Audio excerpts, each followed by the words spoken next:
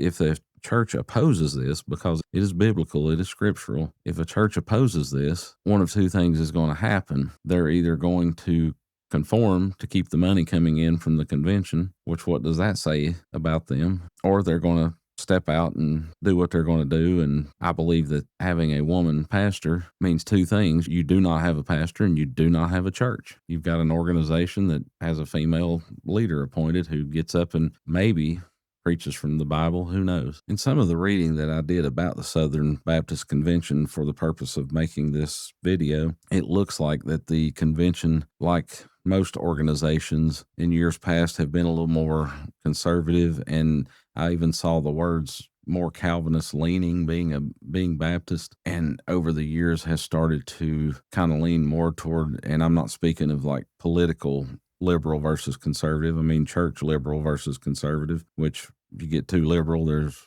no church involved. But it seems like that they were getting more leaning the other direction. But then there has been a new wave recently for them to kind of return back to their roots. I do know I looked up some SBC churches in my area so I could sort of get more familiar, because I seem to be familiar with people that go to those churches, and maybe even those churches themselves. Even if I haven't attended, I've at least heard about them. You can learn a lot driving by a church and reading what they put on the marquee, things like that. And looking at it, it looks like there are a lot of free will Arminian churches that are in the Southern Baptist Convention. But some of the things that I've been reading about it, it seems like they're trying to lean back the other way. So this particular vote could have some influence on that, because it's kind of a mixed bag. I've seen a lot of these free will Baptist churches in particular start leaning toward ordaining females and doing things like that. I even saw an article somewhere, and I can't recall where it's at. I've tried to find it a second time, but I know I saw it where it said some of these member churches calling themselves Baptist were even